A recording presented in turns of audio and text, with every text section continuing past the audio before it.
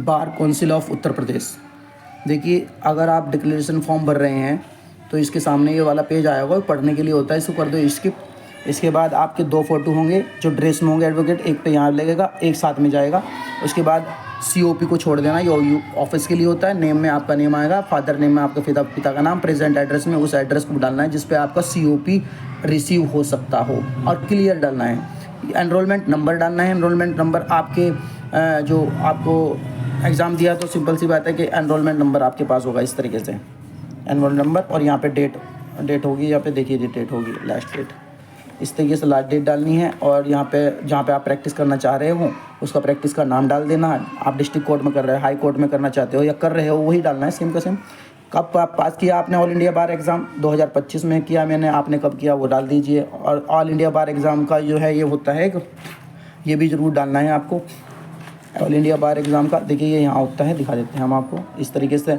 All India बार exam का result होगा, उस रिज़ल्ट के अंदर ये भी साथ में लगा के भेजना है आपको। तो ये होगा यहाँ पे रोल नंबर के जस्ट नीचे ऑल इंडिया बार, इसी तरीके का ये सेम के सेम होगा। इधर वो नज़दीक से दिखा देते हैं, थोड़ा सा नज़दीक से दिखाते हैं, देखिए इस तरीके का होगा। देखिए इसके बाद आपने जो है जहाँ पे प्रैक्टिस करना चाह रहे हो आप वही का ही नाम डालना है, नज़दीकी वही पड़ता है। ये होता है इलेक्शन के लिए, इलेक्शन होंगे ना तो मुजफ्फरनगर में या स्टेट बार, जहाँ भी आप कौन सी स्टेट से हैं, जहाँ पे आप प्रैक्टिस कर रहे हैं उसी का डालना है।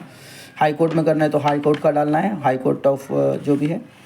मेरे को तो मुजफ्फरनगर बार एसोसिएशन में ही वोट डालना है, तो इसलिए मैंने लिख दिया, नज़दीकी है मेरे।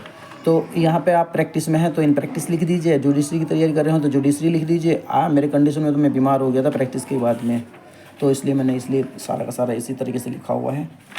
और इसके बाद में जो है आ जाओ नेक्स्ट पेज पर।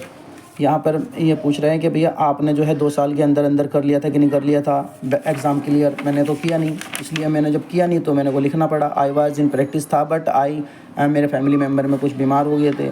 अब मेरे को इस बारे में पता भी नहीं था। I did not have the knowledge that I had inform. So मैंने जो मुझे पता था मैंने लिख दिया। आप भी ऐसे ही कर सकते हैं। यहाँ पे देखिए डिटेल आएगी क्वालिफ़िकेशन की, सेकेंडरी किस बोर्ड से आपने किया है, रोल नंबर आएगा और ईयर्स ऑफ पासिंग। फिर आप यहाँ पे साइन कर लेना, 250 रुपये आप कैश में रख देना इसमें, ठीक है। और यहाँ पे सील लग जाएगी, सील ऑफ बार एसोसिएशन की, और लगा करके सारे कागज़ हाई स्कूल, इंटर, ग्रेजुएशन और LLB के, और आप 250 रुपये डाल के इसके अंदर और भेज देना अपने बार काउंसिल ऑफ स्टेट में। Thank you. और कुछ जानकारी चाहिए तो कमेंट में ज़रूर बताना। प्लीज़ शेयर करना, लाइक करना, ताकि किसी को इसका भरना आसान हो।